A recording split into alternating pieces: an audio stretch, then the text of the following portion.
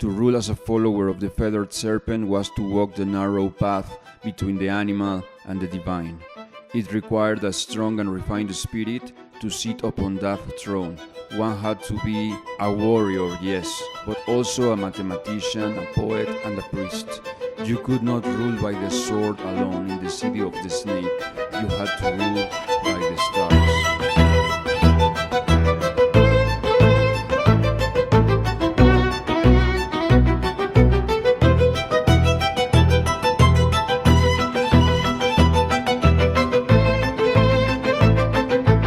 To understand the final journey of the feathered serpent, one must understand the horizon. In the high valleys of central Mexico, the world is defined by volcanoes and dust, monumental, heavy, and eternal. But as Quetzalcoatl moved east, fleeing the collapse of his Toltec dream, the earth changed. The earth flattened into limestone, and the scent of the dry mountain scrub gave way to the salt-tinged humidity of the Caribbean. History tells us that he vanished into the sea on a raft of serpents. But the spirit of a master does not simply dissipate, it migrates. As the Toltec era darkened, a new light began to burn in the lowlands of the Maya. They did not call him Quetzalcoatl, they called him Kukulkan. It was not a simple naming of a foreign guest. It was a fusion of two high spirits, the intellectual rigor of the Toltec king meeting the ancient mathematical precision of the Maya. This was the moment where the bird and the serpent learned to fly across the jungle canopy, leaving behind the man-made mountains of the highlands for a city that was a map of the stars. The Yucatán is a land without rivers. It is a shelf of white stone sitting atop a vast, hidden ocean. For the Maya, the earth was not just a foundation. It was a skin covering a sacred underworld. When Kukulkan arrived at the site we now know as Chichén Itzá, he found a city built around the Cenotes Sagrado, the Great Well. If Cholula was a city that tried to reach the sky by peeling mud brick upon mud brick, Chichén Itzá was a city that looked into the water to see the reflection of the heavens. Kukulkan became the master of this duality. He was the lord of the wind that moved across the jungle, but he was also the lord of the deep water that held the secret of the ancestors. The Maya did not merely adopt him, they refined him. They took his teachings of time and movement and translated them into a stone language that is so precise it still functions 500 years after its builder abandoned it. They built a throne for him that was not just a seat of power, but a geometric instrument of light. At the heart of this sacred landscape stands El Castillo, the Temple of Kukulkan. It is perhaps the most refined structure ever built in the Americas, a four-sided pyramid that is a literal calendar in stone. Each side has 91 steps, totaling 364, with the final platform making the year complete. But the true genius of the spirit of Kukulkan is revealed only twice a year during the equinoxes. As the sun begins its descent, a shadow is cast along the northern staircase. For a few brief haunting moments, the play of light and shadow creates the unmistakable image of a massive serpent undulating down the pyramid. It is a slow rhythmic crawl toward the earth.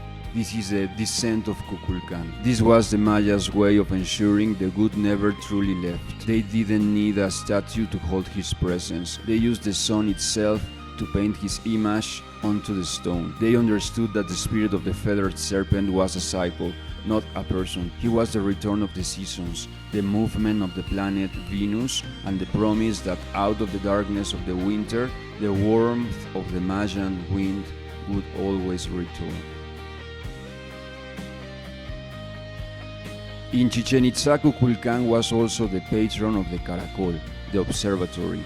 Here, the Maya priests tracked the path of the planet Venus with a precision that would have baffled European astronomers of the same era. To the Maya, Venus was the celestial twin of Kukulkan. They saw the planet disappear behind the sun and reappear as the morning star, a cycle of death and rebirth that mirrored the god's own flight from Tula. In this city, the undigested phrases of myth were replaced by the cold, beautiful clarity of mathematics. They knew that the universe was a machine of cycles, and Kukulkan was the hand that turned the gears. There is a profound refinement in this. It is a culture that moved beyond the need for brute force.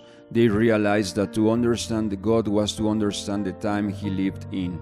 They weren't just building temples, they were building clocks. They were trying to synchronize the heartbeat of humanity with the heartbeat of the cosmos. Deep within the inner chamber of the pyramid, hidden from the light of the jungle sun, sits a red jaguar throne, its eyes made of jade, its back adorned with the spots of the night sky. This was the hidden heart of Kukulkan. The jaguar represents the earth and the night, the predator that moves through the shadows. The quetzal feathers represent the sky and the day. In the person of Kukulkan, these two opposites were reconciled. To rule as a follower of the feathered serpent was to walk the narrow path between the animal and the divine. It required a strong and refined spirit to sit upon that throne. One had to be a warrior, yes, but also a mathematician, a poet, and a priest. You could not rule by the sword alone in the city of the snake. You had to rule by the stars. Every civilization eventually falls into silence, and the Maya of the post-classic period were no exception. Chichén Itzá, the magnificent capital of Kukulkan, was eventually abandoned to the encroaching vines and the screaming of the macaws. The cracked jade that Nezahualcóyotl spoke of reached even here. The white limestone plazas were stained by time, and the great cenote became a well of secrets rather than a center of life. But even in its abandonment, the city held the truth. When the Spanish explorers arrived, they found a people who still remembered the name of the Serpent god, even if they no longer lived in his stone palaces. The spirit had once again migrated. It was no longer in the pyramids, it was in the weaving of the women, the songs of the elders, and the way the people looked at the sky before they planted their corn. The roots on the earth had simply gone deeper into the soil of the soul.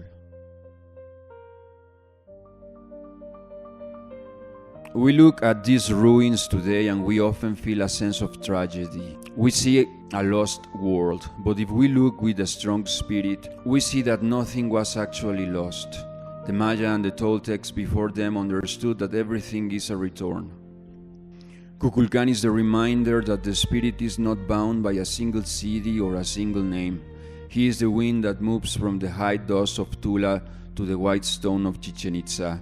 He is the idea that human intelligence can reach out and touch the celestial, that we can build something so perfect that the sun itself becomes our architect. When you stand before the temple during the equinox and watch the shadow serpent descend, you aren't looking at a ghost, you are looking at a living thought. You are seeing the undigested phrases of the modern world fall away, leaving only the raw, elegant truth of our connection to the universe. The legend says that Quetzalcoatl Kukulkan will one day return from the east. Some say he already did, in the form of the conquerors, an idea that led to the fall of empires. But the true return of the feathered serpent is not a person or a sheep. His return happens every time a human mind rejects the inferior intellectual state of easy answers and looks instead for the patterns in the stars. His return happens when we realize that life is a little while here, but that we can feel that time with the beauty of the bird and the wisdom of the snake. The flight of Kukulkan is the flight of the human spirit. It is the journey from the mud of the earth to the light of the sun. It is the realization that even if we crack like jade or break like gold, the pattern we leave behind in the stone, the pattern of our search for the truth, is eternal. The serpent has finished his descent. The wind has swept the path. Now it's up to us to see what remains in the light.